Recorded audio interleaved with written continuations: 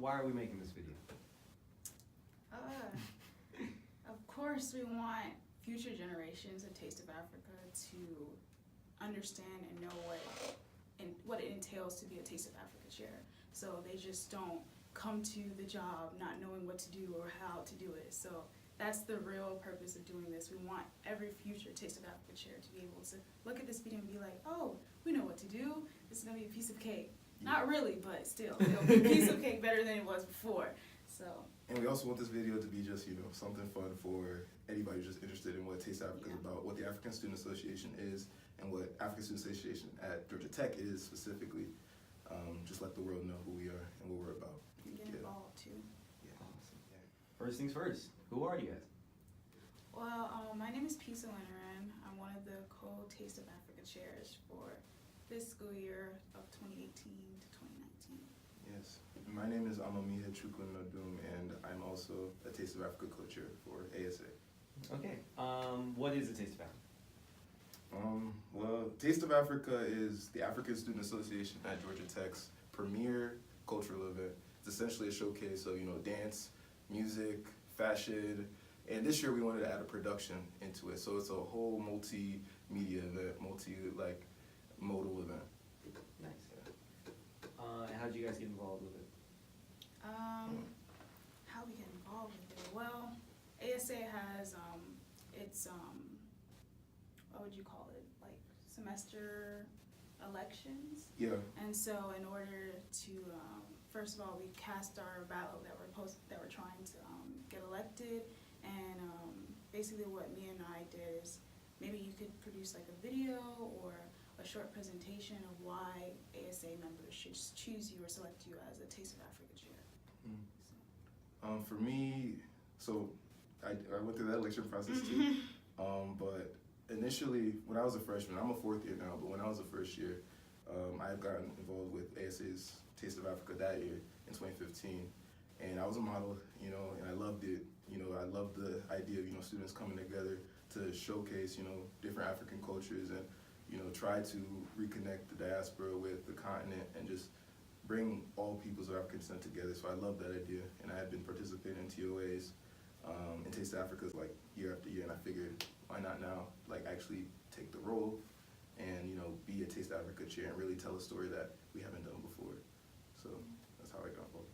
Awesome. I think we were both in Taste of Africa, Really? Modeling. Remember, I was with you and Oh, facts. Yeah. See, that's how we met. Oh, wow. But he didn't really know me at the time, so Yeah, that's how we figured out Taste of Africa, and from there, like he said, being a part of it makes you just oh man, maybe I can be in charge of it, and then just the passion just grows for it. So, You guys talk a lot about diaspora in the show, the diaspora versus the continent. For those who aren't as familiar with Africa, what is the diaspora and what is its significance in regards to the continent? So when I think of the diaspora, the word diaspora, in context really just means people who leave their native country.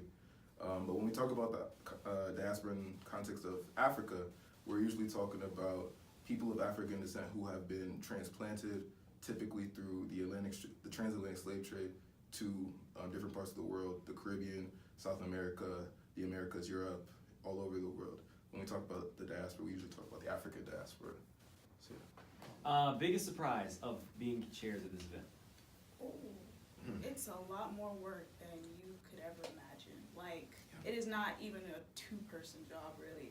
We had Nima's not here right now, but we had a whole fashion coordinator. That in itself is a big event too. So yeah, that's the biggest surprise, thinking that everything's easy, and it's really not that easy. It takes a lot of work and a lot of planning. That's the biggest thing I learned being Taste of Africa. You have to plan months, not weeks, months in advance. So if you know you're about to be Taste of Africa chair, just start planning. As soon as you cast your ballot, just start planning that, this is what I'm trying to do. So yeah. One thing for sure, not realizing that it would be a bigger time crunch than you thought, particularly with when I was writing the script for the show, there were some late nights really just like, you know, burning the midnight oil, just trying to figure out, oh, how would this sound? Is this too essay sounding? How do people actually talk when they say this? Like, and then also cultural context of like the characters, you know, how do I make it funny too? How do I add humor to it? All of those little things, and just trying to think about what people would react to, and just writing that script, and the storyline really added more time than I thought it would be. So that definitely, like, you know, caught me off guard, but you know, we had to do it to make it happen. Okay. All those talk about like what caught you off guard into the show. Now you're in the show. It's on. People are in the audience. What went wrong first? All 550 plus people. What went wrong first in the show? Again, it comes to planning, I guess. I think with Taste of Africa, before you actually put on the big performance live, you have to have more than 1 or 2 rehearsals. We had 2 rehearsals? We only had 2 rehearsals, and we thought that was enough. Yeah. That is not enough. You need maybe like a whole week at least of rehearsals, because the day of the event, there's so much things that are happening, and like we had a situation where like we didn't have enough time to get everybody to rehearse, because you know makeup is going on and girls are trying to get their outfits fitted and whatnot. So I would say that was like the biggest issue when you're there. It's just all of that, just trying to get everybody to be in the same place at the same time. I would say that pretty much encompasses all of it. If I were to cut it down to 2 things specifically, I would say the lighting on my end, and then the modeling, I guess, on both of our ends. Yeah, mostly my end. I can take the blame for that. So that was my fault. Yeah, like I definitely could have, if we had more time to rehearse through like that, the lighting and the actual sequence of each event at the show, I would have had the lighting instructions very clearly detailed in the script for the our AV person to really have, without me having to be there.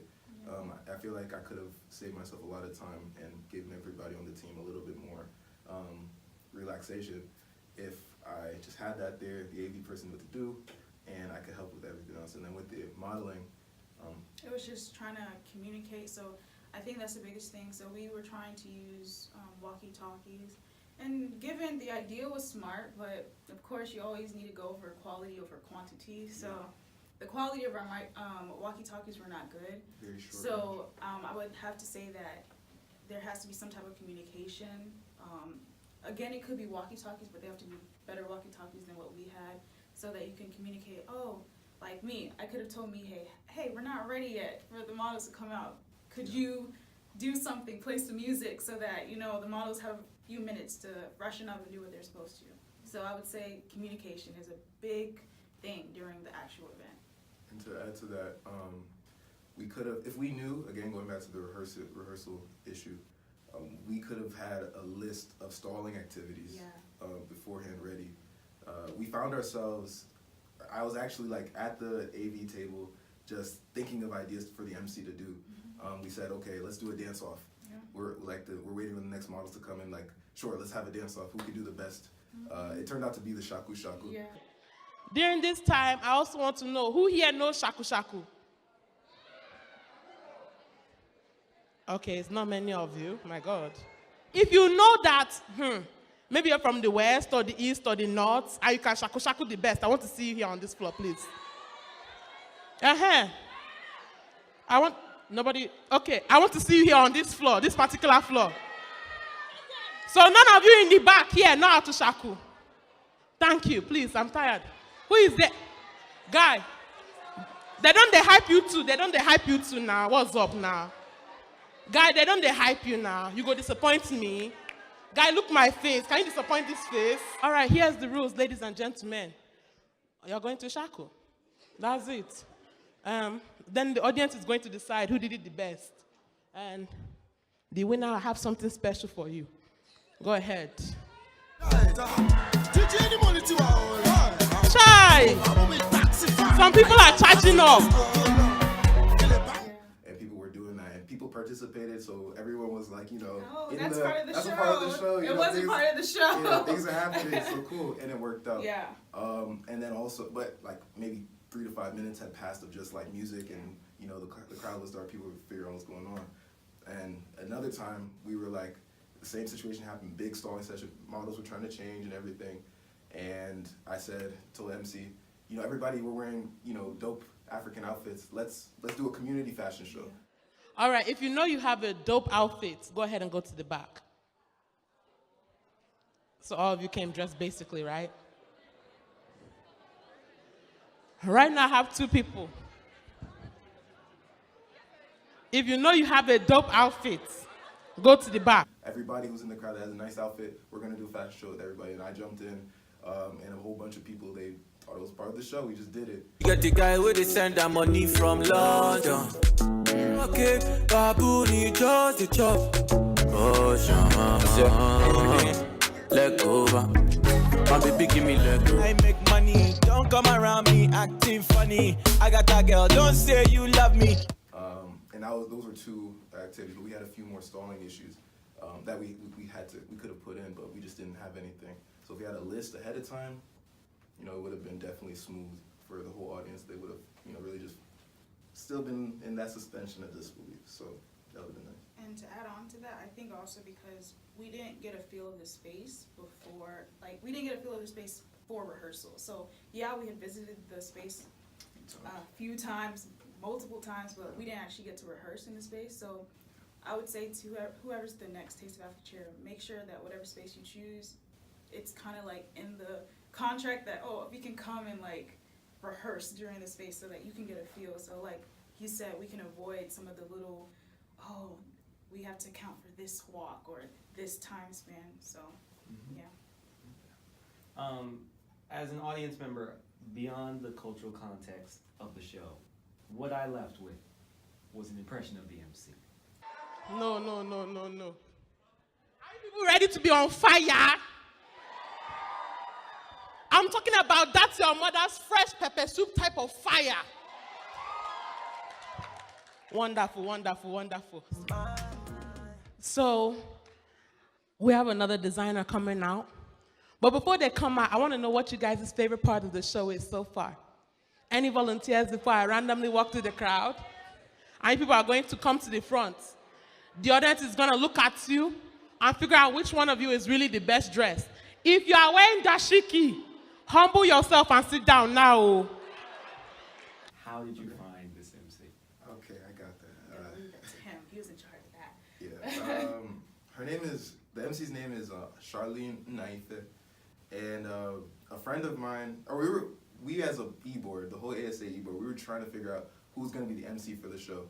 In the script that I wrote, initially, like, I was like, the idea of an MC hadn't even come to me. Even though we've had MCs before, I was just like, okay, maybe if we make this more like a skit play type of thing, we won't need an MC at all. But then as I started to listen and understand what was going on, I was like, okay, an MC would make this make sense to the audience better, so that like everything kind of is smoothened out by somebody who's funny, who has charisma, and just, you know, can really lighten up the room. I do a lot of things. Don't ask me what, because I cannot tell you. I know at the end of the day I don't have time. So I do a lot of things. You will learn that eventually. But people don't know me, so I don't take offense easily. I like to joke around with people. If you think you're hurting me, you're hurting yourself. Yeah, Charlene, we met her through a friend of mine who transferred from Georgia State. And he said, oh, I got the perfect person for you. We tried to do MC auditions here at Tech. Nobody was able to Those don't do work. it. They just don't work. They don't work. But somebody, you know, was willing to do it. A friend of mine told me about her. And yeah, she came in. She was very consistent. You know, I'm almost married woman. You're not supposed to call me out on him because Not even if you call me at 1 a.m., but he said, I wanted to hear your voice. The first thing I was like, my friend is like, that's my sister, I was like, beside me, who are you? Amami, where? So when I said, like, there was such a big thing. No, I said those things. Next time, no problem. Yeah, she was great. So Charlene. You were from Africa, right? Like originally born in Africa, obviously grew up here. I was born in the Bronx. Born in the Bronx. I was born in Nigeria. So Yeah. Okay. I was born in Africa. Okay. Well, I can hear Was it somewhat nice? of your accent. Really? I can't. A tiny bit. Like Yeah, Oh, so bad. your accent is there. Seriously? Yeah. Alright, okay. But like, was it difficult for like, because you recorded a lot of the skit transitions? Was it difficult to say the words, like to pronounce them correctly? Oh man. For me, no, because I don't know. I'm a bit of a history. He's a historian. Yeah, like I wouldn't. Theologian. It's not one of the two. Like. I mean, actually, yeah. Yeah, that's I what would he call does. myself a theologian as Yeah. well. I also call myself that too. But yeah, I have been aware of all the cultures that I had touched on in the skit before. I just may not have been well versed, so I was able to go in, watch videos to hear how people pronounce different things a little better. I have a lot of friends that represent some of the groups, so I was able to kind of figure out how to pronounce different things. Like in the skit, like for the East Africa portion, there was, the term of unity for certain Ethiopian and Eritrean groups. In the Horn of Africa, Habesha or like there's different ways of saying it. I'm probably not doing full justice, but I tried in the show. The different names of a lot of the characters, Ikram, our North African character in the show, Sifiso, Ilunga. Like there was a lot of different, intonations and pronunciation I had to kind of learn a little bit, but yeah, that's how I really did it. Like I kind of knew some stuff, but I had to really dive into the internet, see how I could pronounce it better. Yeah. When I talked to you last, you were talking about how North Africa is so different because of the history of the Moors and the Middle East and all that. So different from what the rest of Africa is seen, at least. How did you balance that, wanting to reference it but not get too much into it for, I guess, this show? Man, so I guess knowing the people who are from there. Yeah, That's one. Actually talking to them. Yeah, I did. I tried my best to find people who were from the North African region to kind of touch on those topics. Like, in general, what I was trying to tell across was that in North Africa in the last several hundred years, there's been a series of invasions. In particular, there was one called the Byzantine Wars, which involved Rome and Arab empires coming into the North African region called the Maghreb, and essentially what Europe eventually ended up doing to pretty much the rest of the world in North Africa. Hello, Ikram's mother. How are you? Hello, I'm fine. Didn't I hear you say you wanted to get a basket? Will you go on? Ami, what was that about? Ikram, be very careful with whom you keep company with. They are very different from us. I know the history, and although North Africa is considered the Arab world, we above and below the Sahara exist like we live in the same house but on different floors. Why is that? Ikram, all I'm saying is that back home, it is our land, and they are not like us. Do you understand me? My daughter, are you not one of us? And I wanted to figure out how to reconcile, the Arab identity in North Africa with the indigenous North African identity. But Ami, my point is that the image you present is destructive, and it leads to no progress or growth above or below the Sahara. I'm going to flip this perception and build a more progressive reality on the continent. And how is that, Ikram? Just watch me. Akila, I'm sorry. There's many groups in North Africa that are indigenous to those lands. Like, for instance, in what is now Egypt, there's like the Nubians, for instance. In other parts, there's the original Berbers. There's the Tuaregs. There's many different indigenous groups, and there's even a group in North Africa that have a similar story, but just in an Arab context, like African Americans in the U.S. called the Haratin, I believe, and they have a situation where they were from below the Sahara, usually West Africa, and they were brought into what is now the Arab world up in North Africa, and they were definitely marginalized and treated as second-class citizens. So their story I recently learned about, and I felt that kind of was very analogous to what's happening in the U.S. for the Africans that were brought to the U.S. So yeah, it's a very touching part talking about North Africa, but I figured out how to try to tell a story by talking a little bit about the indigenous peoples. Our character Ikram and her friend Akila We said that they were from Morocco. That's how we wrote the character. Touching on a lot of the issues that happen in Morocco between indigenous groups and the Arab populations. I wanted to see if I could just, surface level touch on those things, and just make something work. As touchy as that topic may be, we need to talk about North Africa. We need to, really get uncomfortable sometimes, and I felt that it was necessary to do that on the big stage. So I want to do a lightning round just to keep the energy in the flow. So I'm just gonna throw out random questions that are not written down here, so I don't know why I'm looking at this. And you guys have to give a very unfiltered response, both of you. Okay. All right. Favorite region skit?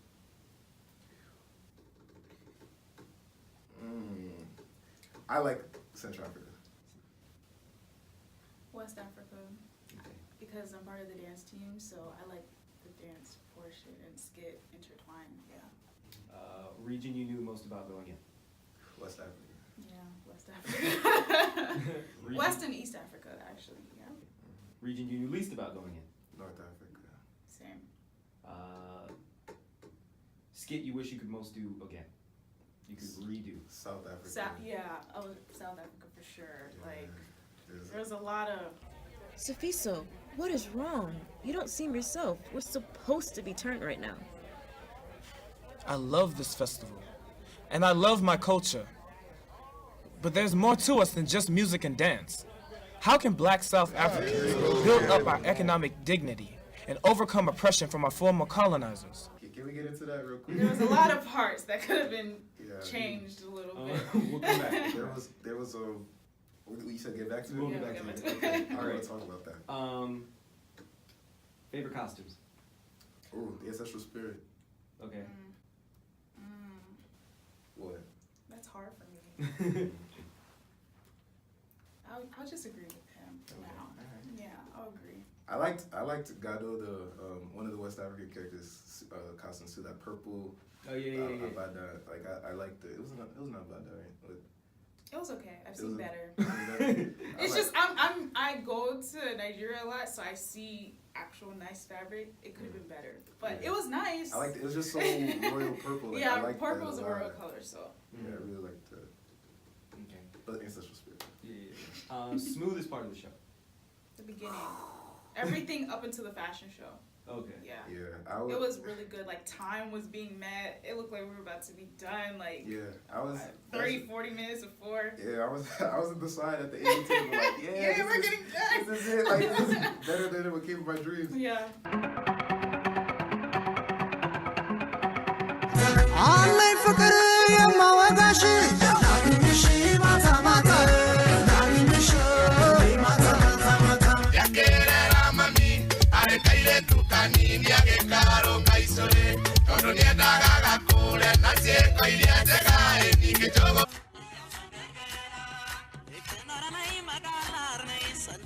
What the hell was that? Did that just happen? Was that a ghost? Whatever it was, it said exactly how I feel.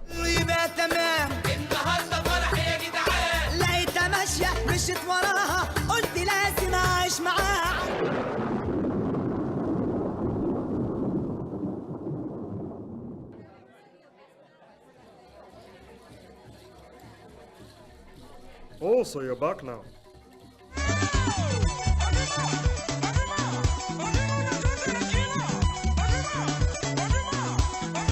And like, As soon as that fashion part hit, it was just. things started. And it was my fault. I was in charge of that, so. We could have. I should have done a rehearsal, but yeah, just trust your instincts. A region with the best music? Best music? Oh, jeez. I actually liked East Africa for me.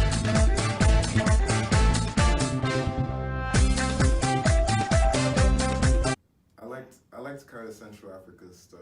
I liked that a lot. Very, very upbeat.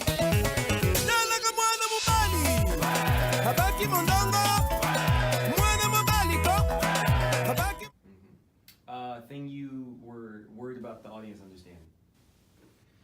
I would say like them understanding that it's at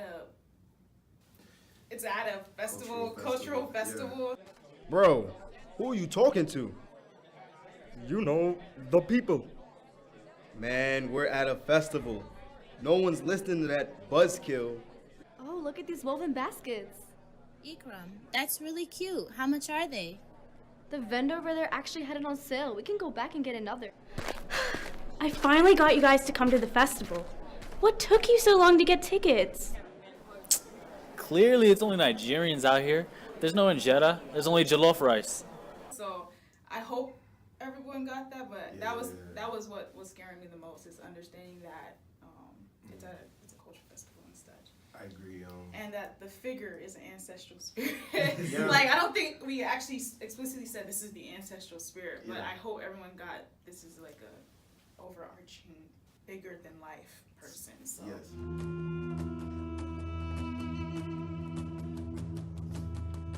Like oil and water, the Igbo and Hausa can be, yes. But the winds of colonialism and other external factors have stoked the flame of tribal difference and transformed your natural unlikeness into venomous hatred.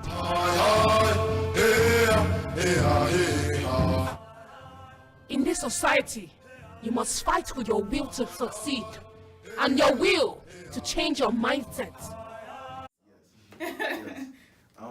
Yeah, to add on to both of those things, like, sometimes, like, we even had, like, the MC, like, can you slide in, like, just mention, like, okay, there's a spirit among us, like, if you guys don't like the show, there's a spirit among us. Some of you are not clapping, no. There's no problem, don't clap. If you like, anger the spirit among us. Me, I'm going home. It's like she tried to throw that in there. So that was definitely a big thing. But from the flyer of the show to the actual, like, ancestral spirit being on stage and everything, to the voice and all of those things, we hope the audience kind of picked up that this character, is like, this larger than life character, this, like, representation of, like, what our predecessors kind of wanted for Africa's children to do in the world.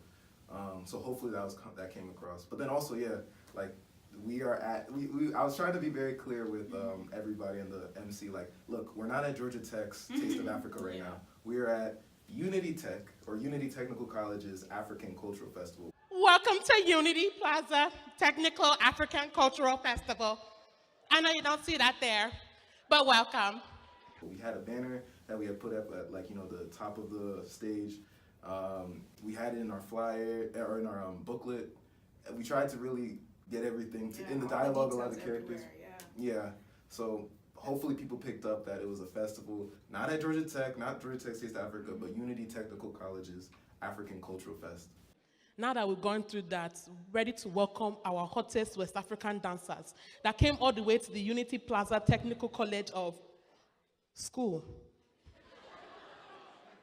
Yeah, so hopefully picked up. Okay. Funniest character in the show? It had to be the ancestral spirit for me. I thought it made people laugh. Every time I went into the audience, it's just that voice. It was the voice of the ancestral spirit. I thought it was hilarious. So, like, it wasn't supposed to star me, hey, but it was funny. It got people like, hey, what is that? So. Ignoring that. I would say my favorite character, the person who played each of these characters was my friend Ramel, Ramel Bailey.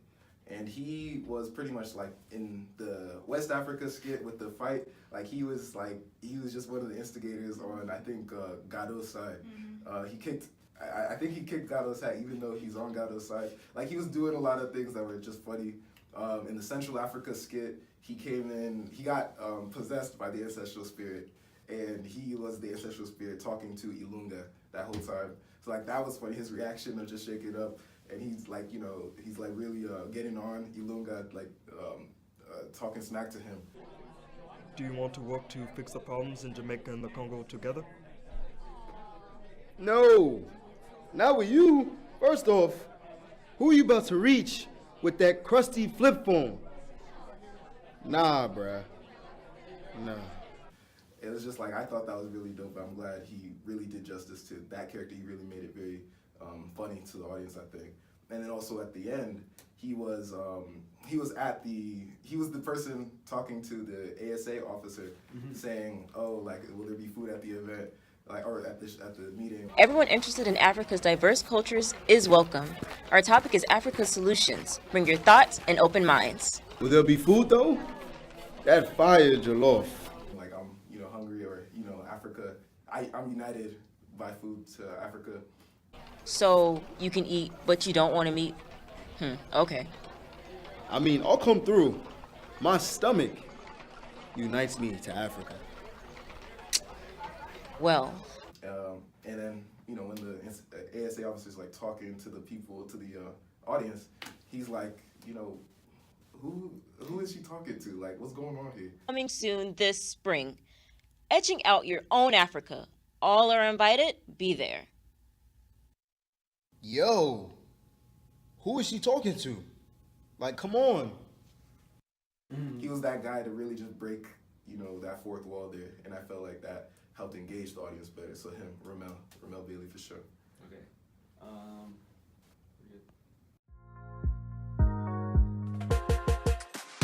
Next is most likely to. For your casting crew, most likely to. Most likely to. Yeah. Okay.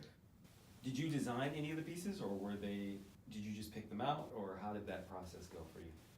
So for the fashion? For the fashion. So Nima, she's not here right now, but Nima was primarily in charge of the fashion. She would come to me and I if we had anything that we specifically wanted to add or what we wanted to showcase for the fashion show.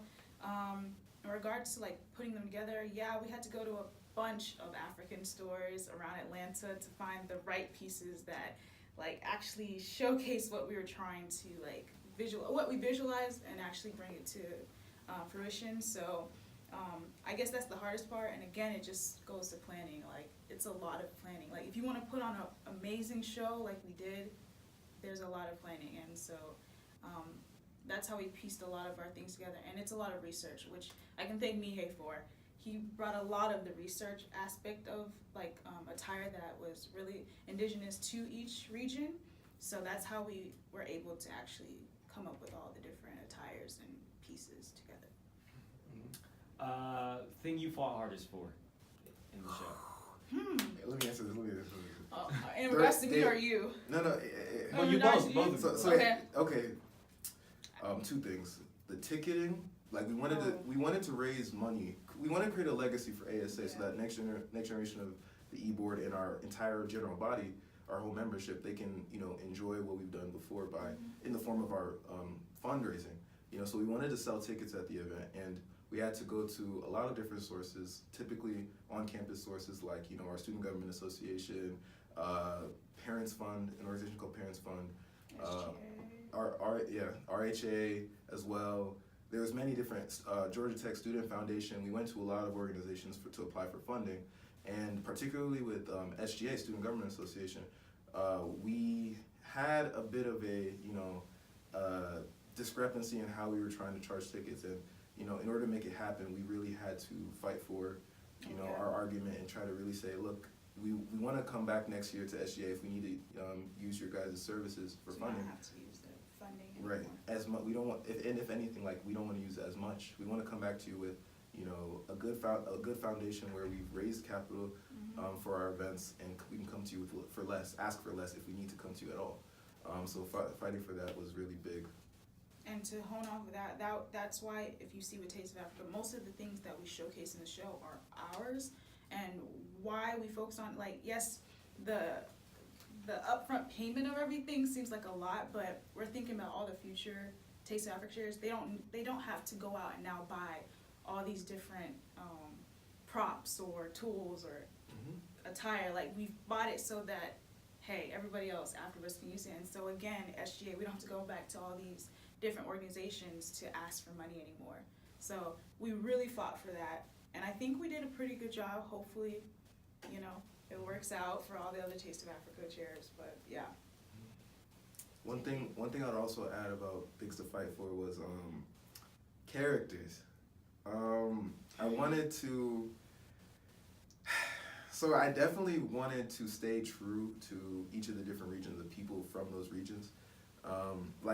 Initially, I wanted, when we talk about South Africa, we're talking about, and the country South Africa specifically, I was looking for people, indigenous South Africans, like Zulu, Xhosa, people from those places to really represent. And ideally, initially I wanted international students to be from who were there, lived there, to be those characters. And what I found out along the way was that like there weren't people from those groups, period, that were just students, period, at Tech and in the surrounding schools. And you know, that became something I had to like slowly add some artistic freedom to make happen, because the show has to go on. So you know, really fighting for how I'm going to tell the story with the right characters who look the part, and you know, who could do justice to that character in that region to the best of their ability. I realized that like when you say something through skits, you literally can say what you want the audience to come away with. You have words there to help, you know, get across a point, a sentiment, a theme, blah, blah, blah, blah. But through dance and food, and you don't have as direct. So how is the challenge of communicating your theme, but without having the opportunity to be as direct? So the biggest, one of the big things of this Taste of Africa was to diversify it. So past Taste of Africas have always been West African based. Like food is always West African, clothing is always West African, like everything is West African. And this Taste of Africa, one of my biggest goals was that no, it has to be diversified. And again, that came with research. And like, it doesn't come easy, but I found a lot of caterers who catered from all these different regions. So basically, that's what happened with the food. So we had 5 regions, right? Mm-hmm. And I represented all 5 regions. All 5 regions, all the food was basically there. I also had, I don't know if anyone noticed this, but I also had little like paper flyers on the table so people could actually see where each food was from. So that was a big thing. And with the modeling, I guess it's the same thing, basically researching and like trying to actually make sure we showcase each region of Africa, because again, Nima, just like us, we all had the same vision. We were trying to diversify this Taste of Africa. And what we did is that we tried to find people from these regions, and then from there we used all the other information using like Google or any other source to actually figure out, oh, this attire is actually for this region and it represents this region. So that's how we tried to showcase it. And through the skits, we intertwined it with the skits. So after each skit, or before or after each skit, we'll have like the fashion for this region. So that was kind of like our vocal way of showing, oh, this is from this region. So, yeah. Adding, effectively, she was like, we had our fashion show in the beginning of each region's portion. During the scene, there was, you know, of course, that was the region we're touching on. And then after, we'd have a dance performance, some sort of showcase. And that was essentially the format we used for each region. Fashion show, scene, dance performance. So just to keep everybody, like, you know, in the know about that particular region. Let's see, closing thoughts. Would you do it again? Will you be posting your name in a ballot to go again? I'll answer this up front, no. It's not really because I didn't enjoy it. I actually loved it. And I loved working with Nima and Mihei the most. I've never worked with people who are so like driven and actually have the same vision. Like, it's really hard to find people who have the kind of same vision as you and are able to actually put forth the effort to actually deliver the vision. So I was like really happy to be a part of people who are like-minded, and I'm hoping to work with them like later in some other endeavor. But Taste of Africa is not like we said before at the beginning, it's not a 2-person or 3-person event. It's a I would say collective e-board organization event. So the thing is that if not all of you are on page, it can be a hit or miss with actually delivering Taste of Africa the way you want to.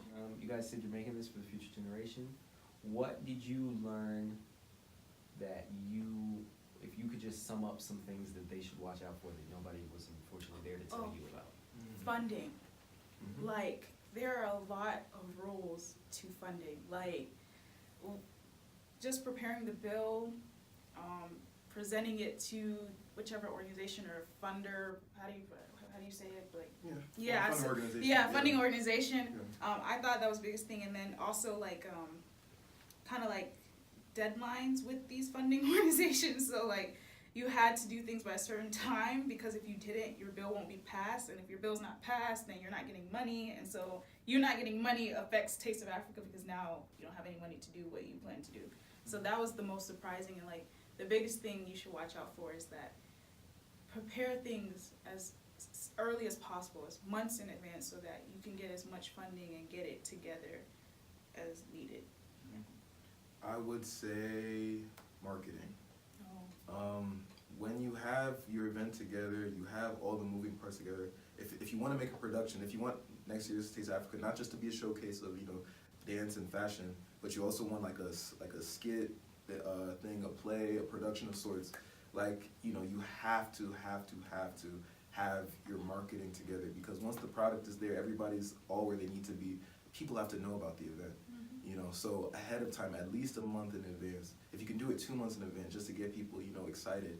Push the event. Don't stop pushing the event. Work with your social chair to make sure that, hey, we are going to put this on every platform that we have. We're going to make our platforms hot and engaging for everyone who's watching. During the event, we're still marketing. Like, we want to have a live stream.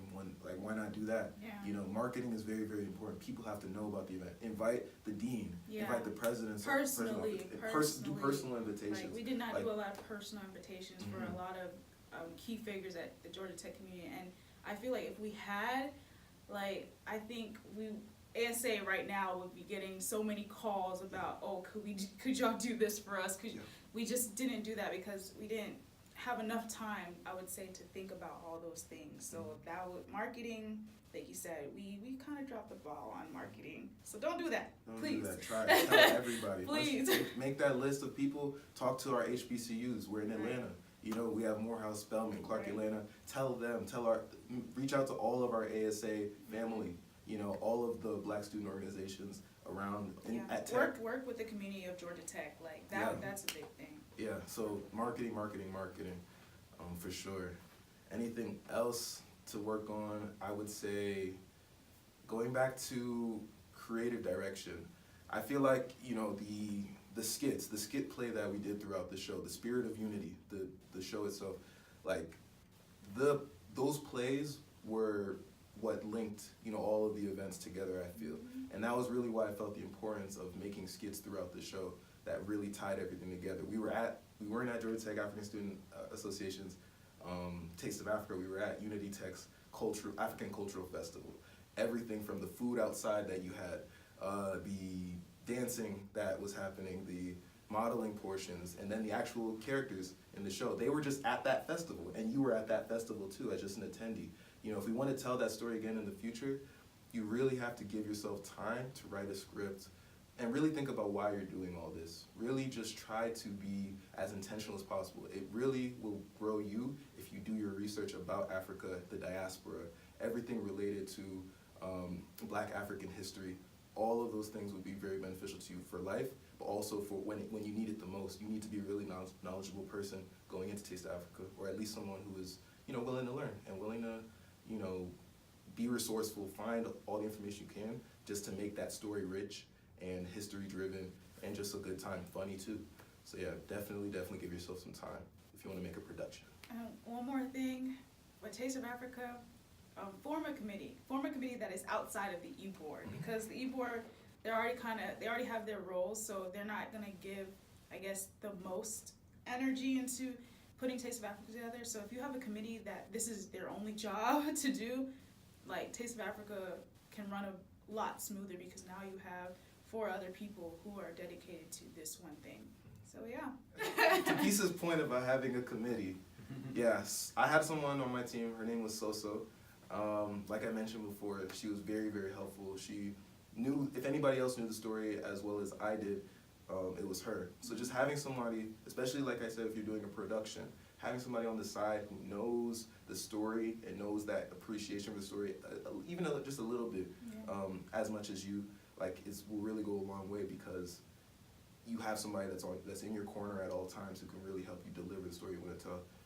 Particularly if you're trying to make this show have a story and continuity to it. So yeah, just have a committee, please. Committee for everything, food, Yeah. fashion, everything. Anything else you guys wanted to say that I didn't get around to asking? When it comes to the food, you're only supposed to have one burner burning. Don't have both. You're gonna burn food. So don't do what I did. One burner going. Have just 2 food stations. I had 3. I thought that was cool, but it was just too much of a crowd. So 2 stations. Make sure you actually get volunteers that are dedicated only to you, not to you, and acting like, make sure there's a division there. Yeah, and just make sure you can work well with your Taste of Africa chair. Like, communication is key. So, yeah. I would say related to finance, because this was funding was a very, very, very key thing in this event, as well as, connecting with people.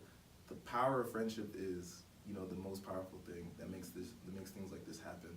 But for my first point about finance, once you finally get, your funding for your event, you're going to be, as a Georgia Tech student organization, you're going to be working with SOFO, the Student Organization Finance Office, and once you bring in vendors, once they give you invoices, those vendors give you invoices for videography, photography, whoever you're bringing in for dancing, if you're bringing a professional dance group, when you get that invoice and give it to SOFO, you have to make sure that it has all the information that will allow SOFO to send that money to that person. And then once you have that taken care of, there's a policy that SOFO follows called Net 30. And Net 30 effectively means, like, after the date of your event, that's the amount of time that they'll give to pay that person who did that service at your event. But sometimes if you're not careful, if you don't follow up with SOFO regularly, as an organized organization should, they have other things to do. So they're going to maybe erode past that 30-day mark. So, and then your vendors will it'll hurt your relationship with your videographers, your photographers, whoever you bring in. Your caterers. Like, you want to make it as professional as possible. So please be a good organization and reach out. Have your treasurer, have your designee, whoever's going to the finance office, SOFO, like, regularly reach out to them. Just be a good organization. Touch base with them, being like, hey, how are you, SOFO? Can you tell me the status of our invoice? Has it gone to what we call accounts payable, which is the people who pay the people you brought in to serve. And then power of friendship, like, say thank you after. We sent cards to all of the people who participated in Taste of Africa, caterers, vendors, everyone who was involved in Taste of Africa. Like, you might think that it doesn't go a long way, but saying thank you to the people who helped put your show together, they'll remember that, and they will most likely come back to help with whatever event, especially with ASA. So just say thank you afterwards. Yeah. Working with people really makes the difference. Like, people you never met before, just talk to them. You never know, that one person you reached out to, like when it was absolutely most clutch, it just so happens to be people you just met, that you were friendly with, that you were kind to, that are willing to help out and make this project happen. So, really, really tap into your friends. Make friends, be kind. That's just a rule of life, Just the power of friendship really just makes things like this possible. So yeah, definitely be kind. Thank you guys. Thank you.